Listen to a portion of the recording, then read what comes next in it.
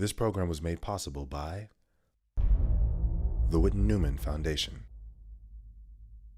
Pros for Vets, Pros for Vets. Pros for Vets. Pros for Vets. Pros for Vets. Fighting for you. Fighting for you. Because you fought for us. Because you fought for us. the Toby Keith Foundation, and FATE, Fighting Addiction Through Education, and the Chesapeake Energy Corporation. That first tour, although it was rough, it did not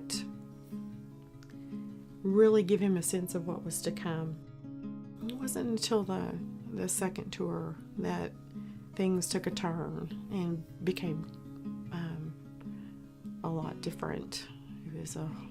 He was different. The circumstances were different, and the tour was different. He used his art as therapy, I think. We have a lot of dark pieces, a lot of art that's filled with angst, I think, or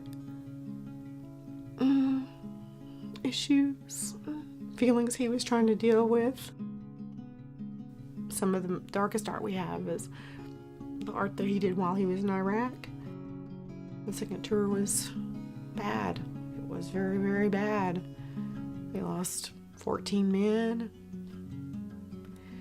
And more, I would say, I don't know how many more times I can cheat death. You know, they would run over IEDs, all the time. He had come home. He got to come home before he actually shipped out over there again. And he pulled me aside and he looked at me and he said, "Mom," he said, "I just have to tell you." He said, "I don't have a good feeling about this tour." He said, "Mom, I'm not so sure I'm come home from this tour." I remember thinking, why would you tell me that? But I think it was his way of preparing me. He just had a feeling, is all he could say. When Ryan would get ready to go, when he would get into line, once he was in line, Ryan never looked back. He would never turn to us. Once he said goodbye, that was it. He would get in line and you would always just see the back of his head. He would never turn around to look at us, never wave, never do any. He would just keep going. He would go from the civilian to, "I'm back on duty," and he would just, you could almost see this shift. We did our prayer and our goodbyes, and he starts to walk off, and he gets in line, and he stops, and he looked over his left shoulder and made eye contact with me. And he was, the first time he'd ever done that, he was looking right at me, And we only held each other's gaze for just a second. Part of me just wanted to run over and grab him. I knew what he was doing. And I think about that now. That's the last time I ever saw, his eyes, his blue eyes. But he'd never done that before. And then once he got back in line, he never looked at me again.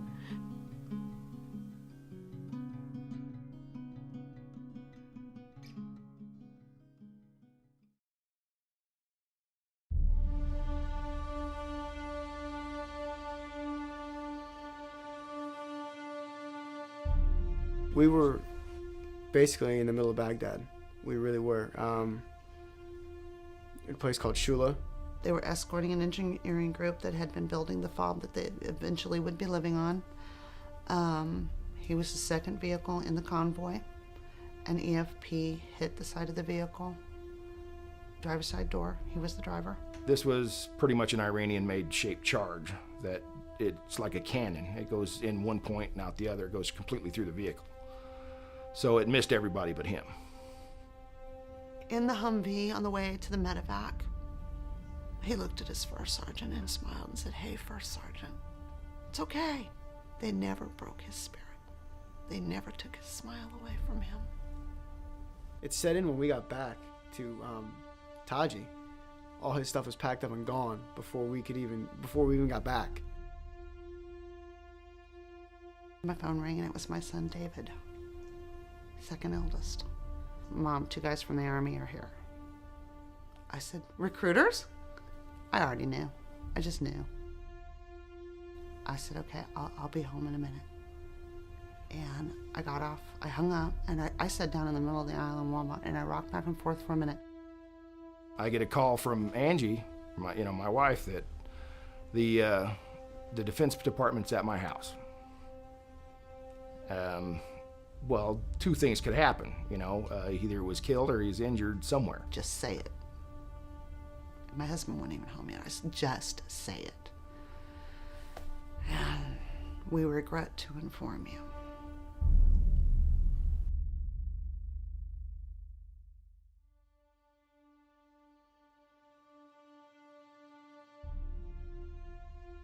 But they'd been out, from 6 that morning till 4 in the afternoon, and then they got called on another mission. And this captain's thinking, "Man, these guys are going to give me so much hell over picking somebody to go again." But he said, "I can ask Chris, and he won't."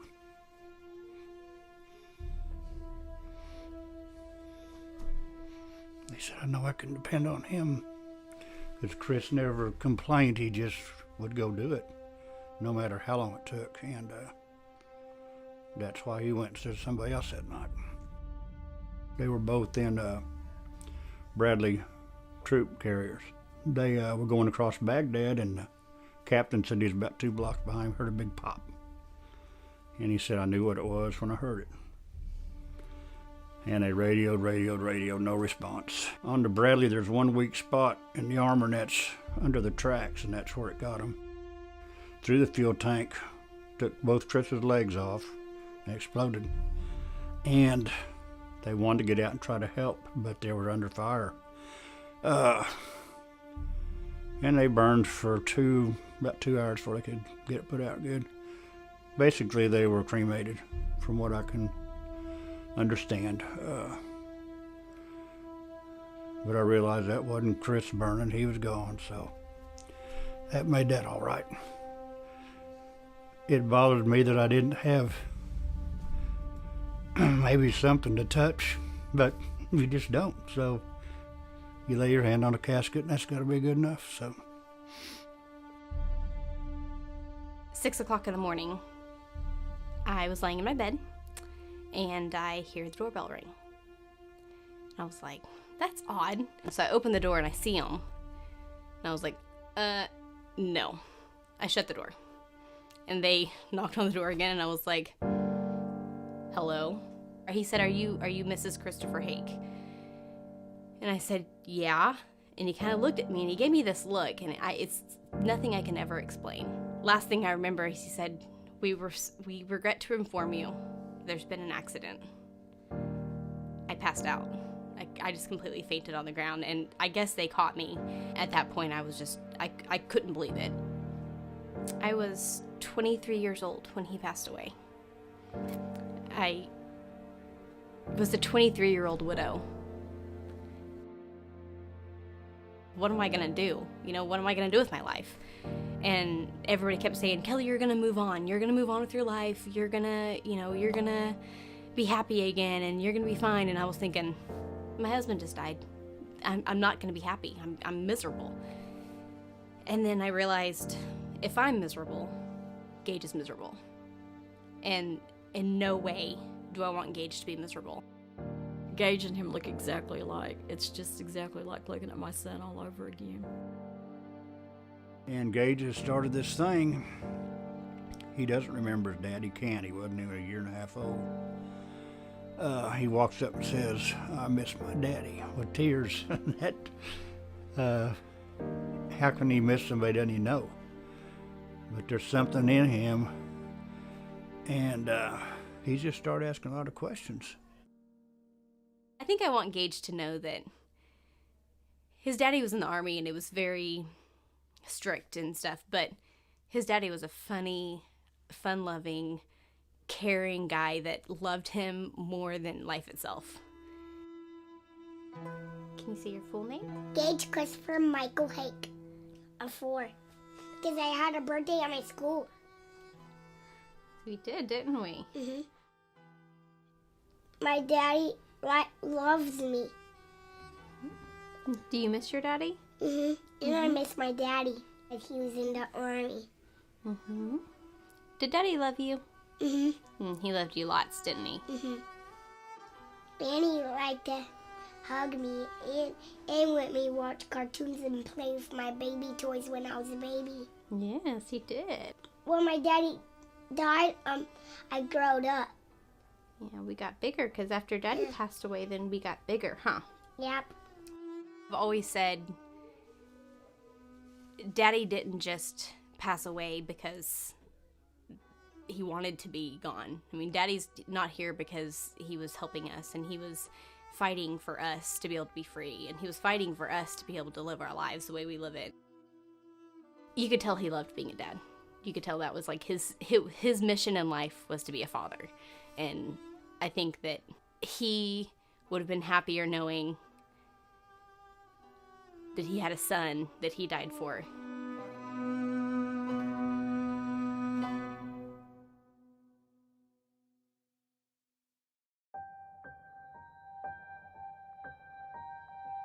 I was with my daughters and my girlfriends and my sisters. We were playing bunco, and we were in Edmond.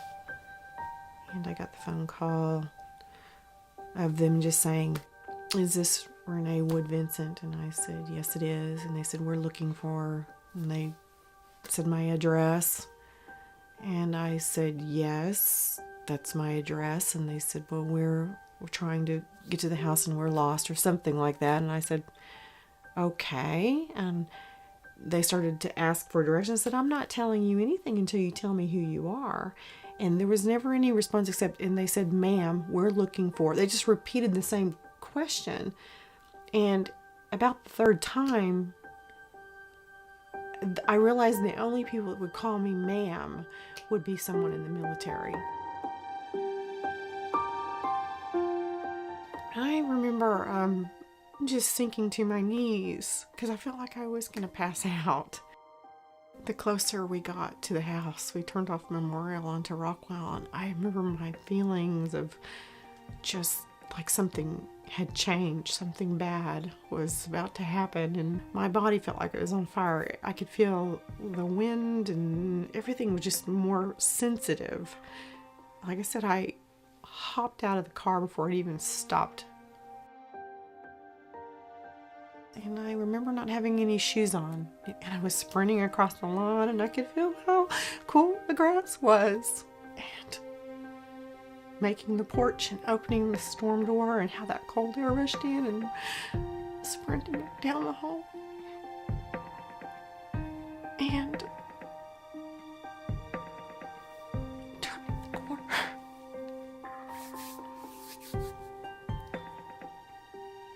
And there were 2 of them. And they were standing there, and they were just ramrod straight, and they were just... I actually had a split second where I felt sorry for them, but that ended pretty quickly.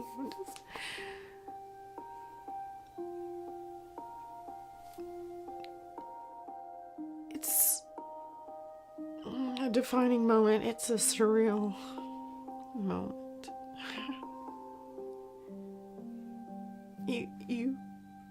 You can't ever be prepared for it, even though you know it's a possibility. And the last thing I remember them saying to me, the last thing I remember of that night was them saying, "We regret to inform you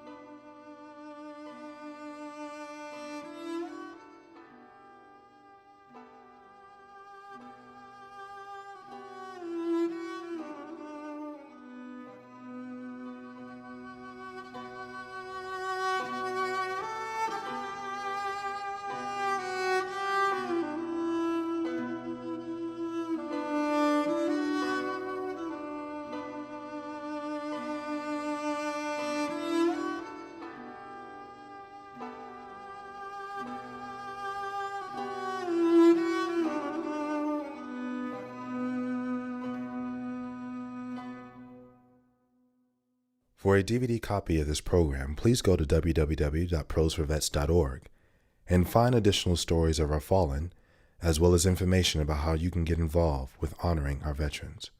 All proceeds will go to fight for those who fought for us. This program was made possible by the Whitten Newman Foundation, Pros for Vets, Pros for Vets. Pros for Vets. Pros for Vets. Pros for Vets. Fighting for you. Fighting for you. Because you fought for us. Because you fought for us. the Toby Keith Foundation, and FATE, Fighting Addiction Through Education, and the Chesapeake Energy Corporation.